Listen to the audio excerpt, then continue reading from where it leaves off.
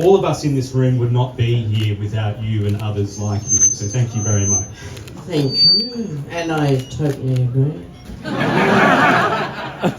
What are your recollections from that time? Because the struggle really began in 1970. That's right. A lot of people think that our movement started in 1978, but that's not true. It actually started in 1970, when the first national gay and lesbian rights organisation, which was called CAMP, staged the first ever homosexual rights rally here in Sydney in 1970. And it was those people and allies who participated in the first Sydney Gay and Lesbian Mardi Gras in 1978.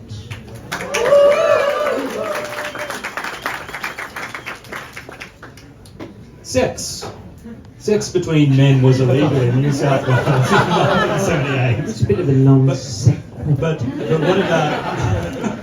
what about women? What was the situation for women back then? Oh, personally? Please. Honestly, I don't know how it works. Okay. So, Australia, as a colonised country, imported the British legal code. And under that legal code, male homosexual acts were illegal, but not female, luckily. So, when we started as a colony, we did import that legal code. And while it was illegal for male homosexuals to have sex, it wasn't illegal for women. Of course, that did not stop us. It just meant we weren't arrested for those acts. But going back to the era, we have to remember that it was a very, very misogynistic society.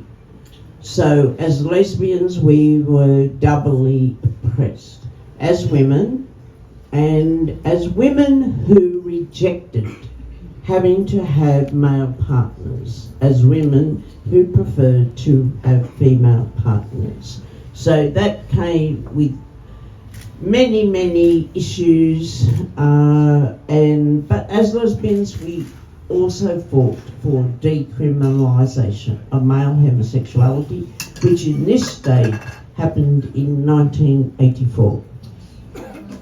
So essentially, the many members of the community were criminalised. So what do you remember of what the Star was reporting at that time? Well, the Star started fairly close to when we had the first Mardi Gras. And at that time, of course, it was a pre-digital era.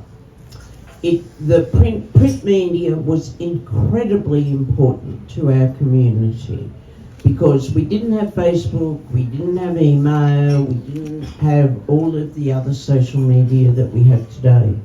So print media was incredibly important. And also we did other things to get people to come along to rallies and protests and marches. We used to have paste-ups, which meant all of us would pile into a car at 2 a.m. with homemade glue, which was really a bucket of flour and water and a house paintbrush, and we would hit the highlights of the city, putting up a poster where we just slapped on that homemade glue and put up a poster so that people would know when an event was happening. So we had those two forms of media, print media via avenues like the Star or a poster, and also we had what was known at the time as phone trees.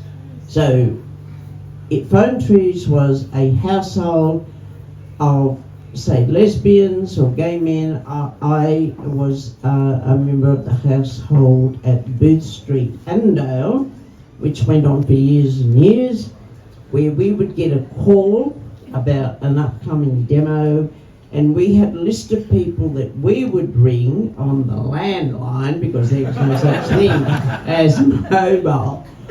Ring the landline of our list, and then they would ring all of the people on their list.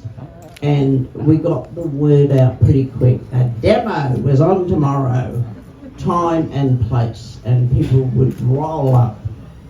It would have been much better, obviously, and faster and easier if we'd had digital media, but it didn't exist at the time. Yeah, no, I love it. So, what do you think the Star Observer represents today? I think the Star still is incredibly important because, even though, we have achieved many rights over the years, it is so important to have dedicated media, because we do not have that in the mainstream media. Some things are reported occasionally, like Mardi Gras parade each year, and we did have a lot of coverage for Sydney World Pride.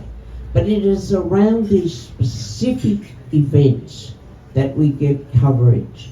Our community, I believe, really needs regular reporting of things that are happening in our community, so that we understand and are aware of what's going on, not just across Australia, but internationally, because we can never forget that though we have achieved many things here, many, many countries are still so far behind and are going through things we never had to go through.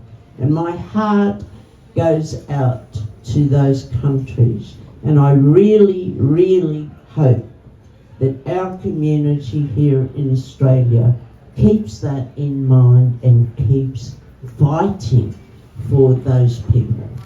The fight goes on. Robyn Kennedy, 78, thanks so much for your time. Thank you, Jason.